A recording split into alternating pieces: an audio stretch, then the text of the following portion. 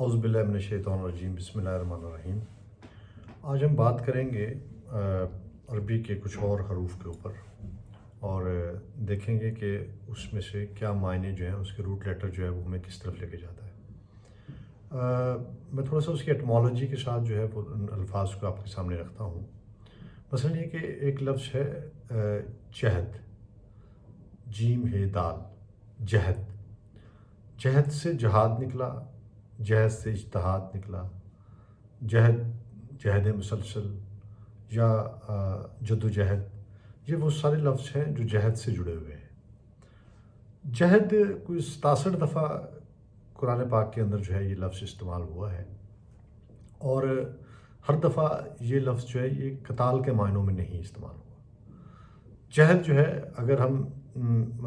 जहद को कताल के मायनों में ही समझें और उसका मतलब यही समझा जाए कि जहद का मतलब है शायद किसी को कत्ल कर देना, किसी की जान लेना, तो फिर जहाद फिन नफ्स जो है उसका मतलब अगर नफ्स जो है उसको हम इंसानी जान से तशबीह दें, कोई कुल्लु नफ्सिन ज़ायक़तुल मौत जब अल्लाह पाक फरमाते हैं, तो नफ्स जो है वो इंसानी रूह है, इंसानी ज़ी शऊर है। तो इसका मतलब है कि जब हर शख्स ने मौत का जायका चखना है तो फिर जहाद फिन नफ्स का मतलब है कि अपने आप को मार दो। तो ऐसा बिल्कुल भी नहीं। नफ्स की भी इकसाम है, नफ्स भी बहुत सारे मायनों में इस्तेमाल हुआ है। हम आगे चल के नफ्स के ऊपर भी बात करेंगे कि नफ्स को किस किस मायने में अल्लाह ताला ने जो है वो इस्तेमाल किया। तो यहाँ पे हम जहाद की थोड़ा सा मैं आपको बताऊँ कि चूँकि अरब वर्ल्ड के अंदर वहाँ पे दरिया नहीं है और हैं भी तो वो बिल्कुल डिफरेंट है। वहाँ पे बरसाती दरिया होते हैं कि पानी आया तो चूँकि बारिशें वैसे भी नहीं होती हैं अरब वर्ल्ड के अंदर, कम होती हैं, तो वहाँ पे उस तरह से वो दरियाई पानी या जो अल्लाह ताला की तरफ से जो ऊपर रहमत इलाही की सूरत में जो बारिश का पानी है वो ऐसा नहीं कि रहमत नहीं है वहाँ पे, लेकिन बारिशें ना होने की वजह से कुछ एरियाज़ के अंदर उस तरह के नदी नाले या दरिया नहीं है जिस तरह हमारे यहाँ है। यहाँ पे ग्लेशियर है, बर्फ़ पिघलती है, वो बहता रहता है दरिया, तो वो पानी जो है वो अपना रास्ता बनाता है, जो दरिया या नहरें बन जाती हैं। वहाँ पे ऐसा नहीं है, वो थोड़ा सा एक डिफरेंट वर्ल्ड है। रेगिस्तान है, रेगिस्तान के अंदर जो है वो बिल्कुल और तरह से जो है वो अगर आप वहाँ पे जाएँ तो आपको पता चलता है कि उनकी दुनिया ही थोड़ी सी मुख्तलिफ है हमारी दुनिया से। सो वहाँ पे आप चलते जाएँ तो अचानक आपको एक नखलिस्तान नज़र आता है और उस नखलिस्तान के अंदर जो है वो पानी कहाँ से आता है, वो कहीं ज़मीन से कोई आबशार कोई निकलती है या कोई नीचे से जो है कुआँ है या कहीं पे पानी का लेवल ऐसा है कि जहाँ से जो है वो निकलता है तो वो नखलिस्तान बन जाता है। अदरवाइज़ जो है आप देख लें, आप दुबई के अंदर सारा ड्रिप सिस्टम है, अरब वर्ल्ड के अंदर बहुत सारी आप देखें इवन सऊदी अरब के अंदर भी जो है उन्होंने ड्रिप सिस्टम लगाया हुआ है और ड्रिप सिस्टम के ऊपर जो है उन्होंने पूरा जो है अपनी जितना भी वो जो उनकी जो जितनी ग्रीनरी नज़र आती है वो सारी की सारी जो है वो ड्रिपिंग पर है, लिहाजा वो एक डिफरेंट वर्ल्ड है। अब उस दुनिया के अंदर जो है जब लफ्ज़ जहाद असल में जो जहद जो है वो यूँ है कि जब एक कोई तैर रहा होता है, वो छोटे छोटे बहेरे हैं, छोटे छोटे समंदरी पानी है जो निकल रहा है एक जगह से दूसरी जगह जा रहा है, तो उसको जब और वो बहुत तेज़ होता है, उसकी स्पीड बहुत तेज़ होती है, आम दरियाई पानी से कहीं ज़्यादा तेज़ होती है। तो वो जब कोई तैर रहा होता है तो उसके लिए उसको फोकस होना पड़ता है, उसको अपनी निगाहों का फोकस अपनी मंजिल की तरफ जो है और फिर उसके अपने पाँव का और हाथों का जो है, हाथों से वो पानी को पीछे की तरफ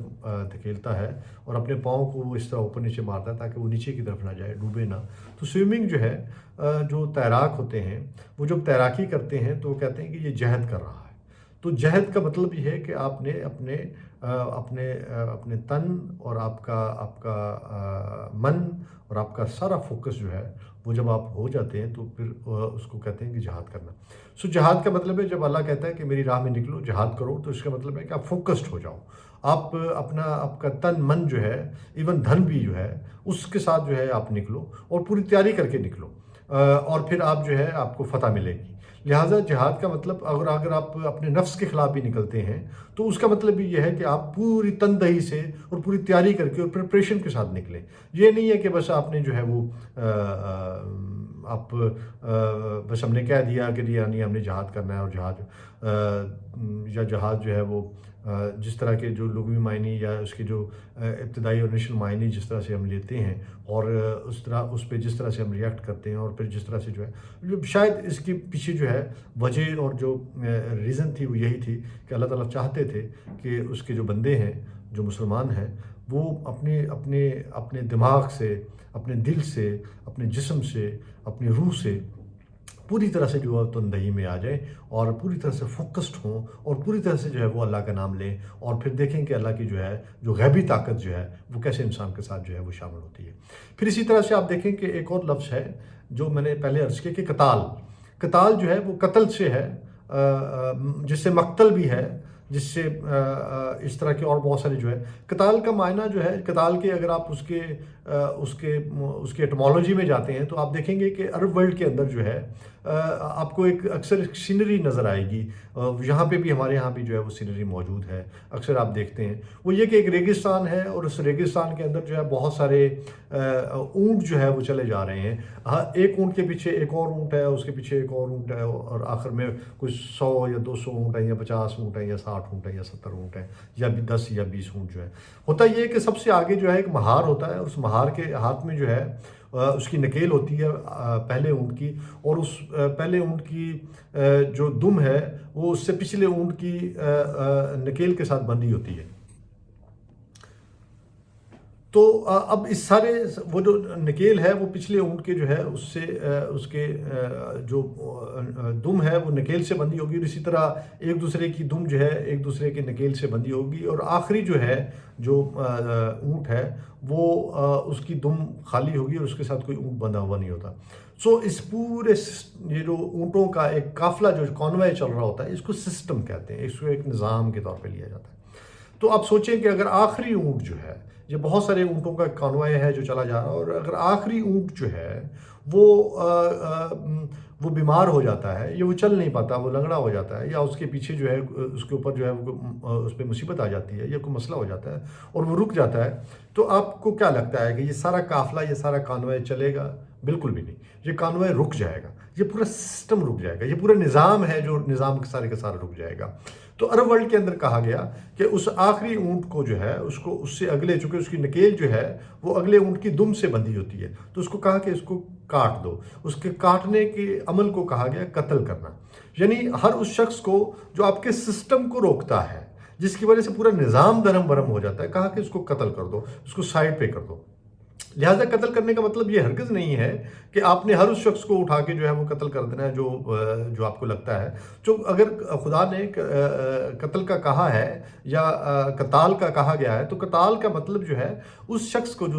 جو ہے جو مسلمانوں کے خلاف ہے یا مسلمانوں کے نظام کو نہیں چلنے دیتا یا اسلام کے نظام کو نہیں چلنے دیتا یا اس کے بارے میں جو ہے یا اسلام کے خلاف ہے، تو اس کا قتل جو ہے وہ واجب ہے، چونکہ وہ سسٹم کو روکتا ہے، وہ سسٹم کو روکتا ہے، جو سسٹم جو ہے جو مکہ سے چلتا ہے، جو مدینہ سے چلتا ہے اور مکہ پہنچتا ہے، یا جو مکہ سے چلا اور جس پہ آپ صلی اللہ علیہ وسلم پہ جب ظلم و ستم ہوا، تو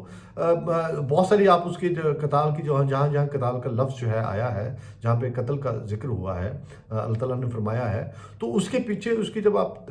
جب ڈیٹیل میں جاتے ہیں تو آپ کو پتہ چلتا ہے کہ ایسے نہیں کہہ دیا کہ بس آپ اٹھاؤ اور کسی کو بھی مار دو۔ ہاں، اگر کوئی آپ سے ویسے قتل ہو جاتا ہے تو پھر اس کا اللہ تعالیٰ نے اس کا پورا ایک سسٹم رکھا ہے، وہ ہے، آپ دیکھیں حضرت موسیٰ علیہ السلام سے جو ہے جب قتل ہو جاتا ہے تو وہ کس طرح سے اللہ تعالیٰ نے جو ہے ان کے وہ کیا۔ اسی طرح اور کچھ واقعات ہیں قرآن پاک کے اندر جو ہے، اور پھر اس کی جو ہے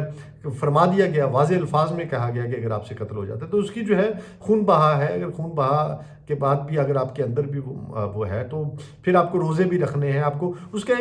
ایک خاص طریقہ کار ہے جو قرآن پاک جو ہے فرماتا ہے، اور اس کے بعد اللہ کہتا ہے کہ اور میں معاف کرنے والی ذات ہوں، میں معاف کر دوں گا۔ سو آپ کو یہ سمجھنا ہے کہ جہاد اور قتال دو مختلف چیزیں ہیں، اور یہ